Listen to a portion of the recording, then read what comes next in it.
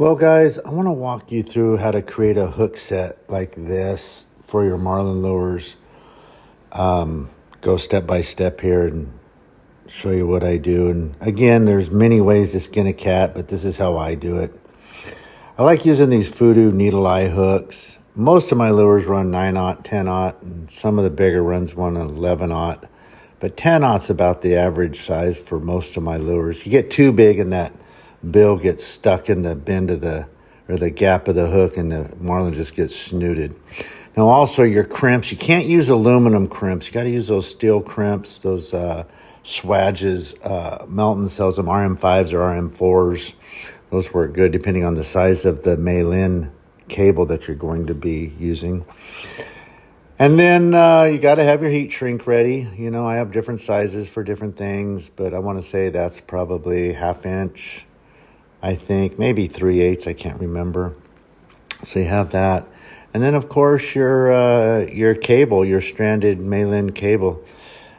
This keeps if you make your hook rigs out of cable like this, it keeps the chances of those jaws of the Marlin scissoring down and cutting your hook side over. Or if a wahoo hits it as well, they don't take your expensive hook with you. So anyhow, I got my Malin. I always cut off an extra. I don't like working with just the bare amount.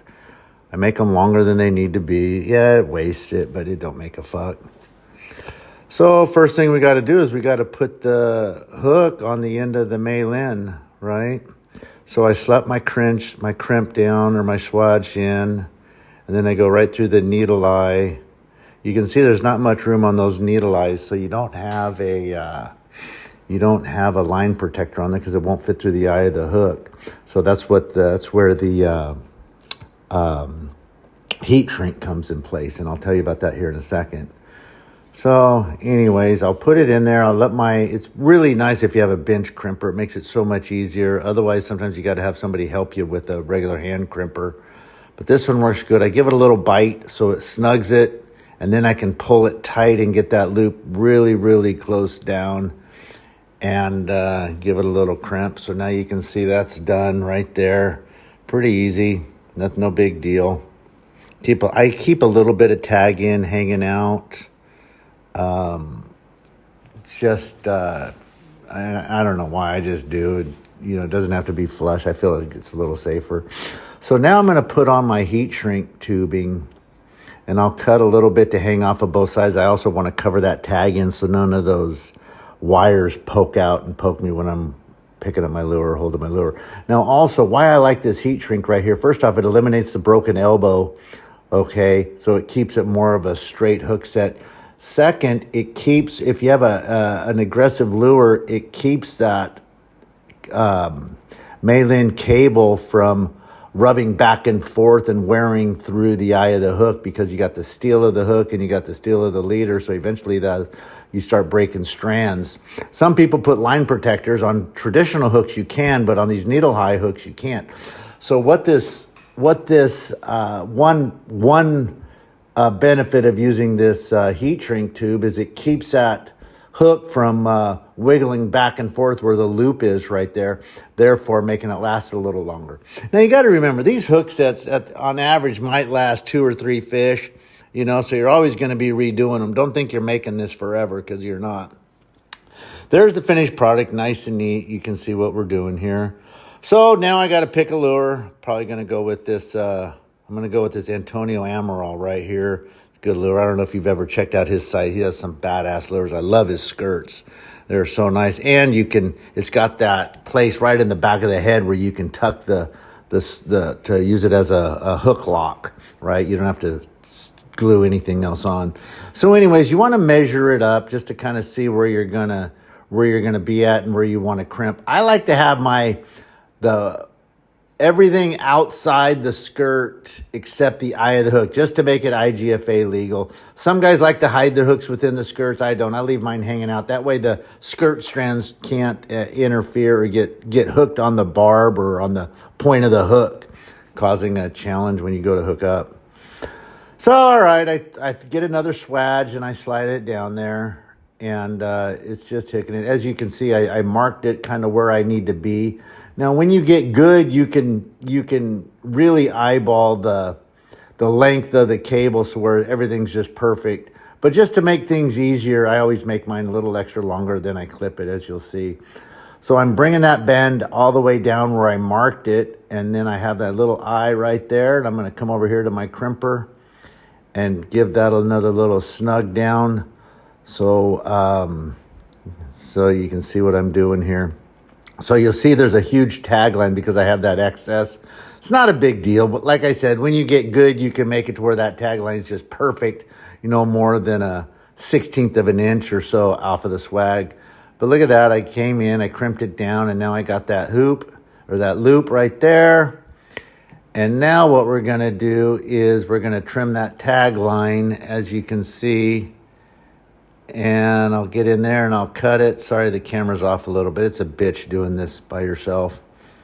All right, so there's the deal. So the one thing I now got to do to complete the hook set is just measure it up with the lure.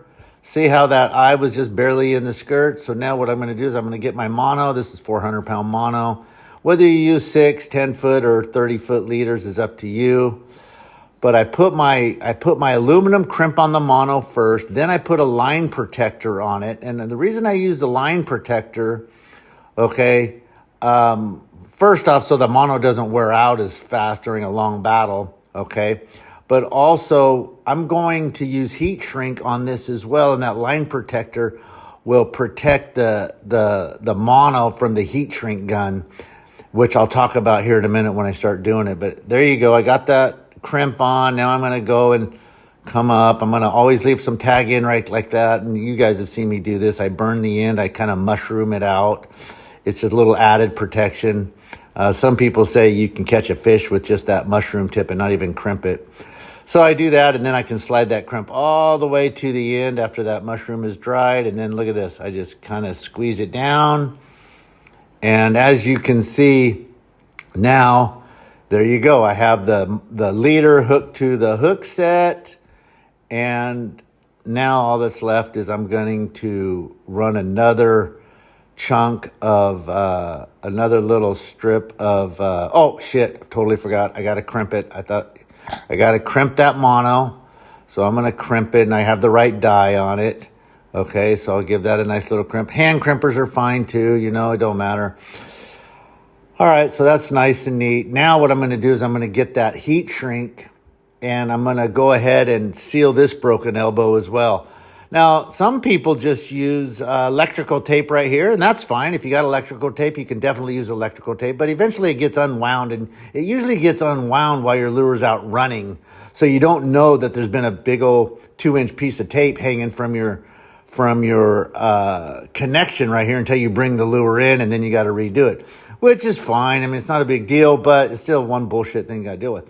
So look at this. See, I'm using the heat gun here, and I'm being very careful. I'm not getting too up on that mono you got, and the heat gun's also set at a little lower setting, so it takes a little longer.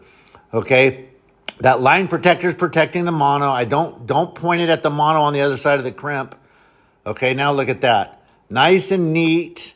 Okay, and I use that clear heat shrink so you can see through and see if there's any rust in it, or if you ever need to redo it or what have you.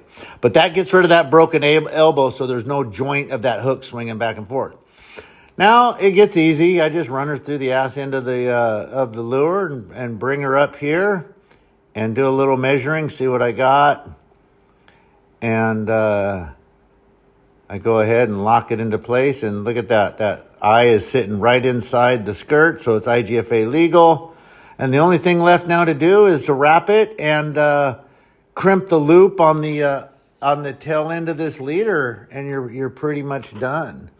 If you haven't learned how to wrap your lures like this, man, you need to practice. It's not hard. You're just doing it like a lasso. Put it in lane like that, then get you a little rubber band and wrap it around, go inside itself. I'll show you. This is the neatest thing you can learn how to do when you're fishing on somebody else's boat, is if you can clean the lures up when they're sitting on the deck and help with that, it's nice.